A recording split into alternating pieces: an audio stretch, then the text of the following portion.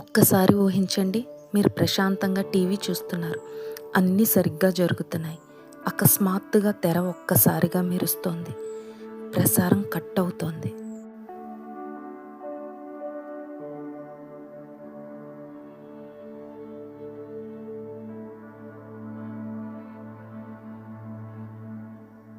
ఆ తర్వాత ఒక విచిత్రమైన మాస్క్ వేసుకున్న వ్యక్తి తెరపై కనిపిస్తాడు. అతను అర్థం కాని మాటలు మాట్లాడుతున్నాడు.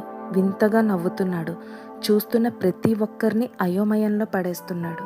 ఇది సినిమా కాదు, హర్రర్ షో కాదు, ఎవరో చేసిన ప్రాంక్ కూడా కాదు. ఇది నిజంగా జరిగిన సంఘటన. 1987 నవంబర్ 22న అమెరికాలో జరిగిన ఈ సంఘటన ప్రపంచ టెలివిజన్ చరిత్రలోనే అత్యంత రహస్యమైన హ్యాకింగ్ కేసుల్లో ఒకటిగా నిలిచిపోయింది. ఆ వ్యక్తి ఎవరు? అతను టీవీ స్టేషన్ ఎలా హ్యాక్ చేశాడు? ఎందుకు హ్యాక్ చేశాడు? ముఖ్యంగా ఇన్ని సంవత్సరాలు గడిచినా అతను ఎందుకు పట్టుకోలేకపోయారు? అది 1987 అమెరికాలోని చికాగో నగరం. ఆదివారం సాయంత్రం చాలామంది కుటుంబాలతో కలిసి ఇంట్లో టీవీ చూస్తున్నారు. ఆ రోజుల్లో ఇంటర్నెట్ లేదు, సోషల్ మీడియా కూడా లేదు. ప్రపంచంలో ఏం జరుగుతోందో తెలుసుకోవాలంటే టీవీ ఒక్కటే మార్గం.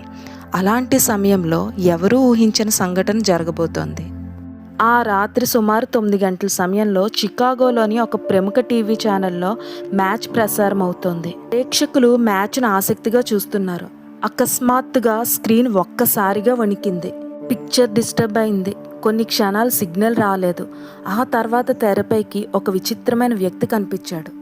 అతని ముఖానికి ప్లాస్టిక్ మాస్క్ ఉంది. వెనుక భాగంలో తిరుగుతున్న లోహపు షీట్లా కనిపించే బ్యాక్గ్రౌండ్.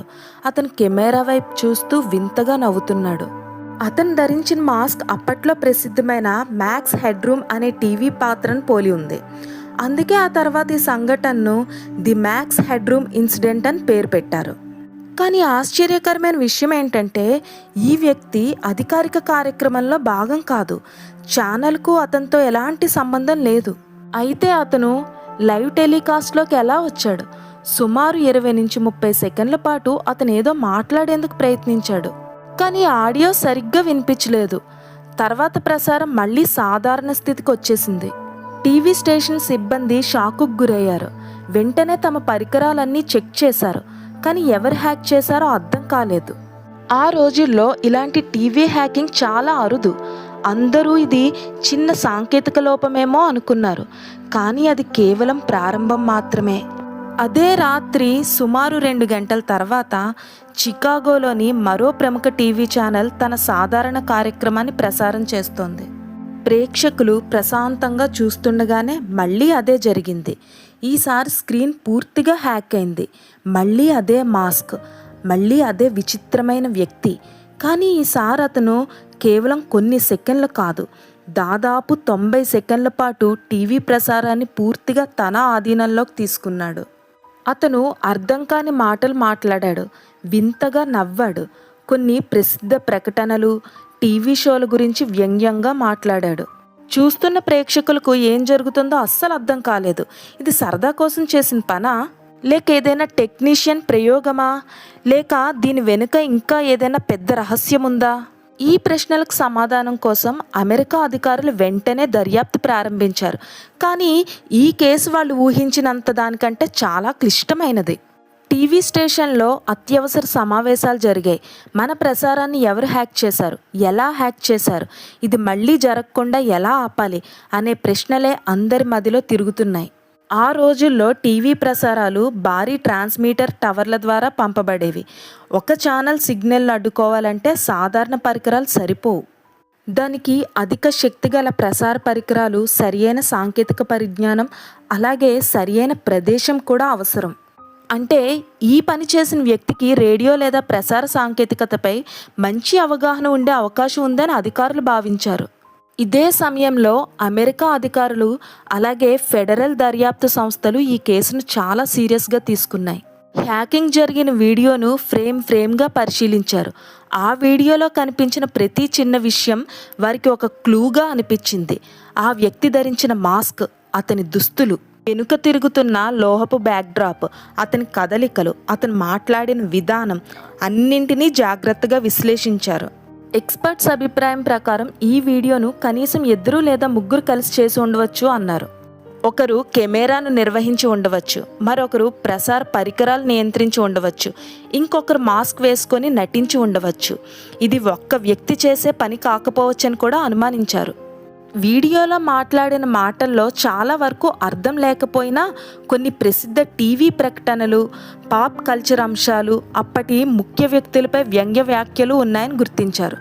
అది చూసి ఇది రాజకీయ సందేశం కాదు, డబ్బు కోసం చేసిన నేరం కాదు, ఎవరి నుంచి విముక్తి డిమాండ్ కూడా లేదు. అంటే ఈ హ్యాకింగ్ వెనుక ఉన్న ఉద్దేశం ఇప్పటికీ అర్థం కాలేదు. అయితే ఒక విషయం మాత్రం స్పష్టమైంది. ఈ పని చేసిన వారికి టెక్నికల్ స్కిల్స్ చాలా బలంగా ఉన్నాయి. ఎందుకంటే టీవీ స్టేషన్ కంటే బలమైన సిగ్నల్ను కొద్దిసేపైనా ప్రసారం చేయడం అంత సులభమైన పని కాదు. ఇది సాధారణ కంప్యూటర్ హ్యాకింగ్ కాదు, లైవ్ టెలికాస్ట్ని స్వాధీనం చేసుకోవటం. ఇన్వెస్టిగేషన్ వారాలు నెలలు కొనసాగింది. వందలాది సమాచారం వచ్చింది, కానీ ప్రతి క్లూ చివరికి తప్పుదారినే తీసుకెళ్ళింది. ఎవ్వరూ అరెస్ట్ కాలేదు, ఎవ్వరూ అధికారికంగా నిందితులుగా ప్రకటించబడలేదు. అప్పటి నుంచి ఒక ప్రశ్న మాత్రం ఇప్పటికీ అలాగే మిగిలిపోయింది. ఆ మాస్క్ వెనుక ఉన్న వ్యక్తి అసలు ఎవరు అని. ఇన్ని సంవత్సరాలు గడిచినా దీనికి అధికారిక సమాధానం ఇప్పటికీ లేదు. కానీ కొన్ని థీరీస్ను మాత్రం అధికారులు చెప్పారు. థీరీ నెంబర్ 1, టెక్నికల్ నిపుణుల బృందం. చాలామంది నిపుణుల అభిప్రాయం ప్రకారం ఇది ఒక వ్యక్తి పని కాదు. ఆ రోజుల్లో టీవీ ప్రసారాన్ని హైజాక్ చేయాలంటే ప్రసార వ్యవస్థలపై లోతైన అవగాహన అవసరం. అందుకే ఈ పని ఒక చిన్న బృందం కలిసి చేసి ఉండవచ్చునని భావించారు. థీరీ నెంబర్ 2, సరదా కోసం చేసిన స్టంట్. మరికొందరు ఇది కేవలం ప్రజలను ఆశ్చర్యపరచడానికి చేసిన ప్రాంక్ అని అంటారు. ఎందుకంటే వీడియోలో ఎలాంటి రాజకీయ సందేశం లేదు, డబ్బు డిమాండ్ లేదు, బెదిరింపులు కూడా లేవు. కేవలం విచిత్రమైన మాటలు, వింత ప్రవర్తన మాత్రమే కనిపించింది. థీరీ నెంబర్ 3, ఇప్పటికీ తెలియని రహస్యం. కొంతమంది మాత్రం ఈ కేసు అసలు ఎప్పటికీ పరిష్కారం కాదు అని నమ్ముతున్నారు. ఎందుకంటే ఆ కాలంలో ఉన్న సాంకేతిక పరిజ్ఞానం ఇప్పటిలా అభివృద్ధి చెందలేదు. సీసీటీవీలు చాలా తక్కువ, డిజిటల్ ఆధారాలు కూడా దాదాపు లేవు. దీంతో నిందితులను గుర్తించడం చాలా కష్టమైంది. ఈ సంఘటన తర్వాత ప్రపంచంలోని టీవీ సంస్థలు తమ ప్రసార భద్రతను మరింత బలోపేతం చేశాయి. అనధికారికంగా ప్రసారాలను స్వాధీనం చేసుకోవటం ఎంత ప్రమాదకరమో ఈ సంఘటన ప్రపంచానికి చూపించింది. ఇప్పటికీ యూట్యూబ్లో, డాక్యుమెంటరీల్లో, ఆన్లైన్ ఫారమ్స్లో ఈ కేసుపై చర్చలు జరుగుతూనే ఉన్నాయి. ప్రతి కొన్నేళ్లకు ఒక కొత్త సిద్ధాంతం వస్తోంది, కానీ ఏ సిద్ధాంతానికి ఇప్పటి వరకు ఖచ్చితమైన ఆధారాలు లేవు.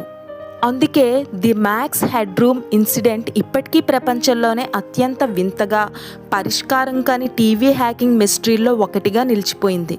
ఒక్కసారి ఆలోచించండి, మీరు టీవీ చూస్తుండగా ఒక్కసారిగా ప్రసారం ఆగి ఇలాంటి ఒక రహస్య వ్యక్తి కనిపిస్తే మీరేమనుకుంటారు?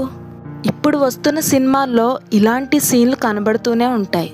అయితే ఇది కేవలం ఒక ప్రాంక్ అని నమ్ముతారా, లేక దీని వెనుక ఇంకా బయటపడని పెద్ద రహస్యం ఉందని భావిస్తారా? మీ అభిప్రాయాన్ని కామెంట్లో తప్పకుండా చెప్పండి.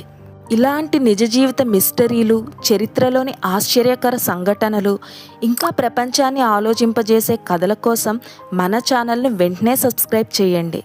బెల్ ఐకాన్ నొక్కడం మర్చిపోవద్దు. తరువాతి వీడియోలో మరో ఆసక్తికరమైన నిజ సంఘటనతో కలుద్దాం. అప్పటి వరకు జాగ్రత్త. This is Vani signing off. Bye bye.